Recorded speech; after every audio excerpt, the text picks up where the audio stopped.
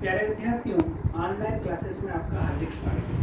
अभी तक जिन विद्यार्थियों ने चैनल को सब्सक्राइब नहीं किया है, लाइक या शेयर नहीं किया है, तो वो ज़रूर कर दें और नीचे बेल आइकन को ज़रूर दबाएं ताकि मेरा लेटेस्ट अपडेट आपको मिलता रहे।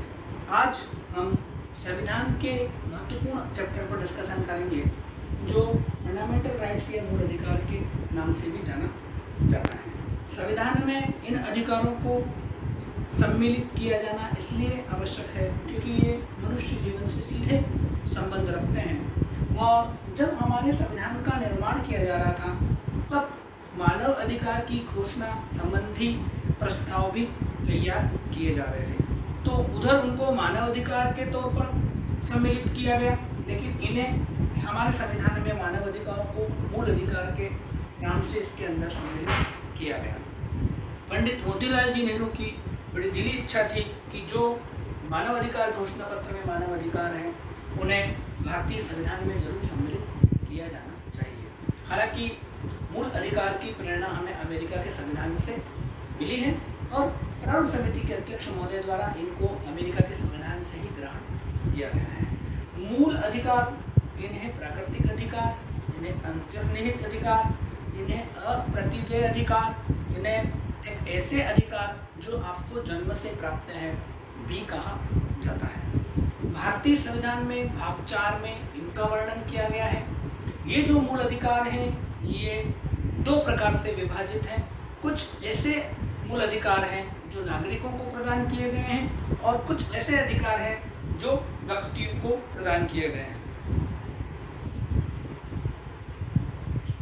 1516-1929 सिर्फ नागरिकों को प्रदान किए गए हैं, बाकी जो मूल अधिकार है उनमें व्यक्ति शब्द का प्रयोग किया गया है। इसका मतलब ये अधिकार व्यक्तियों को प्राप्त है, चाहे वो किसी भी जाति धर्म या कहीं के भी निवासी हो, इस बात से यहाँ पे मतलब नहीं है, वो व्यक्ति होने चाहिए। मूल अधिकार को कुल 7 पार्ट में बांटा गया है अलग अलग, और जो पहला अधिकार है उसे हम समानता का अधिकार या समता के अधिकार के नाम से जानते हैं। दूसरे प्रकार के अधिकार को स्वतंत्रता का अधिकार कहा गया है। तीसरे प्रकार के अधिकारों को शोषण के विरुद्ध अधिकार माना गया है।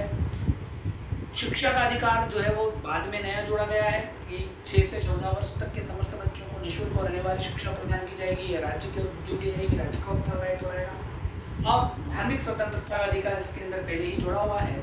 बाकी के जो अधिकार हैं वो शिक्षा और संस्कृति संबंधी अधिकार हैं, जिसमें जो अल्पसंख्यक हैं उन लोगों को विशेष जाति या कोई उनकी विशेष भाषा है, कोई विशेष लिपि है, तो उसके आधार पर उन्हें कुछ अधिकार प्रदान किए गए हैं। और जो आखिरी अधिकार है वो है संवैधानिक उपचारों का अधिकार है कि यदि आपको आपके राइट्स नहीं मिल रहे हैं तो आप उच्च न्यायालय और उच्चतम न्यायालय में जाके इन अधिकारों को प्राप्त कर सकते हैं।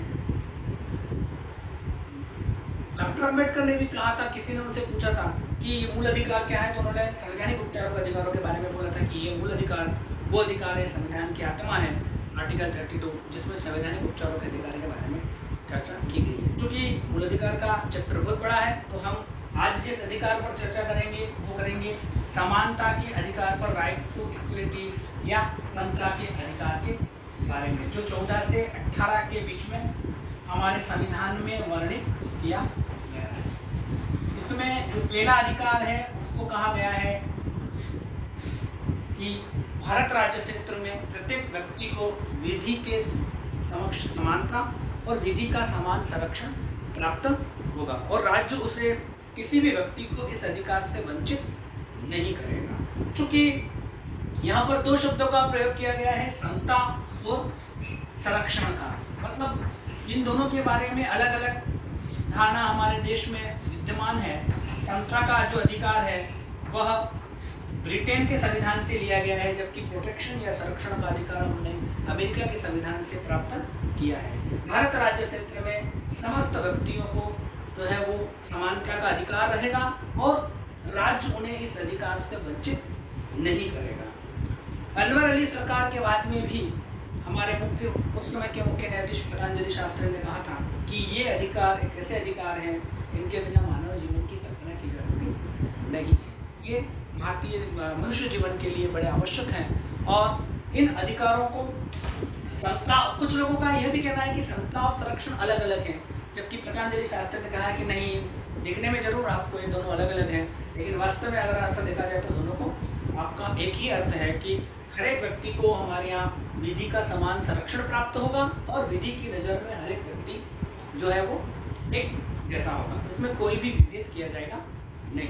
लेकिन आर्टिकल 14 के बाद 15, 16, 17 और 18 इनको एक प्रकार से आर्टिकल 14 का उदाहरण भी कहा जाता है, क्योंकि इसमें आगे बहुत सारी बातें हैं। जब हम आगे की तरफ डिस्कशन करेंगे तब हम उस अधिकारों की तरफ चढ़ेंगे।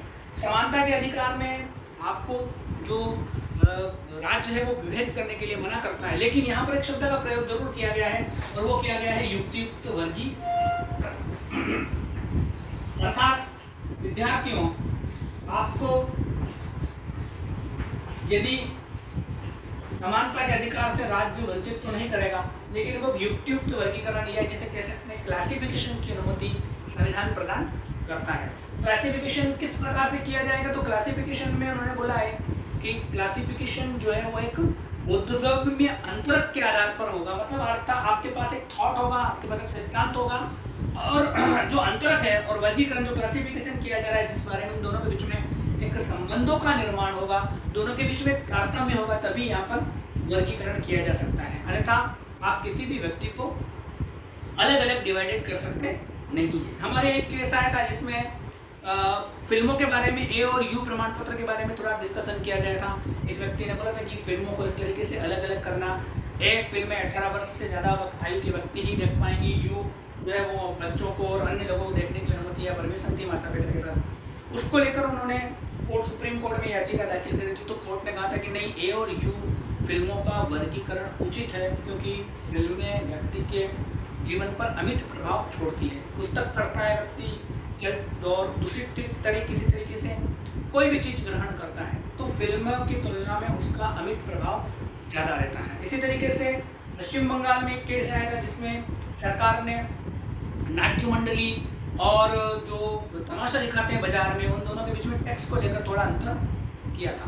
तो टैक्स को लेकर अंतर किया था तो कुछ लोगों ने उसको लेकर कोर्ट में आपत्ति किया कि आपने तमाशे वालों को छोड़ दे दिया, और जो लोग कला मंडल जो चलाते हैं, टिकट देकर नाट्य मंडली दिखाते हैं, उन लोगों को आपने जो है वो टैक्स में छूट नहीं दिया। तो सरकार ने कहना था, सुप्रीम कोर्ट का एक कहना था कि ये जो वर्गीकरण है ये एक थॉट पे आधारित है कि जो तमाशा करते हैं बाहर वो लोगों को जन जागृत करते हैं, उनका उद्देश्य पैसा कमाना नहीं है।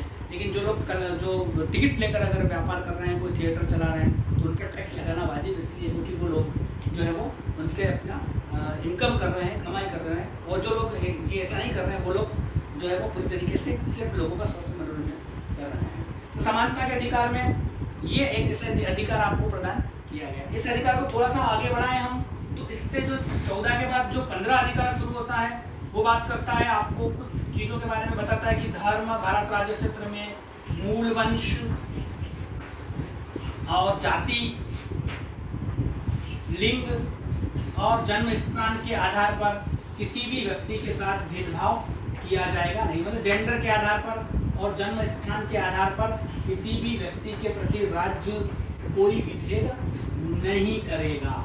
अर्थात निवास स्थान शब्द का प्रयोग यहाँ पर नहीं किया गया है, तो निवास स्थान के आधार पर व्यक्ति के साथ विभेद किया जा सकता है। लेकिन धर्म, मूल वंश, जाति, लिंग और जन्म स्थान के आधार पर किसी भी व्यक्ति के विभेद का सामान्य अर्थ हमें मानते किसी व्यक्ति के साथ भेदभाव करना या उसे अलग ढंग से देखना। तो यहाँ पर जो बात की गई है वो जो संविधान का आर्टिकल 15 है, 15(1), 15(2) में बोला गया है कि राज्य किसी भी व्यक्ति के साथ धर्म, मूल वंश, जाति और लिंग, जन्म स्थान के आधार पर विभेद करेगा नहीं।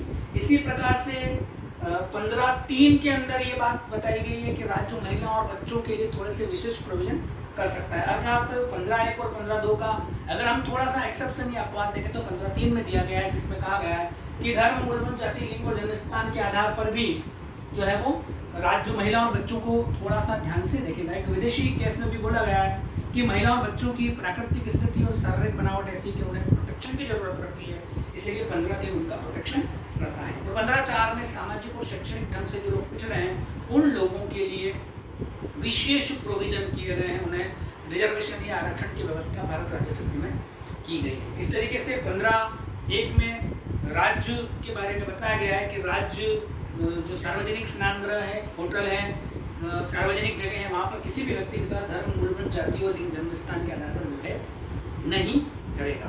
15(2) में नागरिकों को बोला गया है कि वो भी किसी व्यक्ति के साथ या नागरिक के साथ इस प्रकार से किसी भी प्रकार का कोई विभेद करेगा नहीं। थोड़ा सा हम आगे बढ़ते हैं तो 16 में जो है वो सरकारी नौकरियों में या लोक अवसर पर नियोजन की स्वतंत्रता के बारे में बात की गई है कि भारत राज्य क्षेत्र में यदि कोई व्यक्ति नौकरी या सरकारी नौकरियों में उसे अवसर मिलेंगे तो लोग जो अवसर हैं उनमें उनका नियोजन जो है आपका सरकारी नौकरियों में यदि कोई परीक्षा वगैरह एक आयोजित की जाएगी तो सभी व्यक्ति उसमें पात्र होंगे। लेकिन यहाँ पर 15 और 16 में मैंने आपको पहले भी बताया था यह नागरिक शब्द का प्रयोग किया गया है, यहाँ पे व्यक्ति शब्द का प्रयोग नहीं किया गया। तो लोक अवसर में जो नियोजन का बात किया गया है, जो नौकरी की बात की गई है, जो जो जो जो जॉब का बात किया गया है, वो नागरिकों को ये अधिकार दिया गया है कि सरकारी नौकरियों में हर एक व्यक्ति को फाइट करके परीक्षा के माध्यम से एंट्री करने का अधिकार होगा।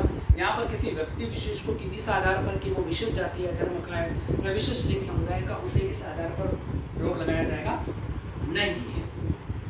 आर्टिकल 4 जो इसके आगे बार हम जब बढ़ते हैं तो आर्टिकल 17 बात करता है यहाँ पर जो हमारे देश में बहुत पुरानी एक परंपरा चली आ रही थी और वो आ रही थी छुआछूत की। उस परंपरा का यहाँ पर अंत किया गया है और इसे कहा गया है अस्पृश्यता, कि किसी भी व्यक्ति के प्रति कोई भी व्यक्ति छुआछूत या इस प्रकार का काम नहीं करेगा जिससे उस व्यक्ति को थोड़ा सा ऐसा महसूस हो कि वो किसी अन्य व्यक्ति से अलग। एक हमारे बीच में एक सामाजिक बुराई का अंत यहाँ पर किया गया है, अस्पृश्यता का हमारे यहाँ अंत किया गया है और ये किया गया है कि कोई भी व्यक्ति हमारे यहाँ इस तरीके से कि किसी व्यक्ति के साथ कोई किसी भी प्रकार की छुआछूत या कोई व्यक्ति विशेष जाति या विशेष धर्म का है उस व्यक्ति के साथ कोई भी अन्याय भारत राज्य सरकार में नहीं किया जाएगा। इस अस्पृश्यता के माध्यम से इस आर्टिकल के माध्यम से हमारे देश में लंबे समय से जो परंपरा चली आ रही थी छुआछूत की, उस परंपरा का यहाँ पर पूरी तरीके से अंत किया गया है।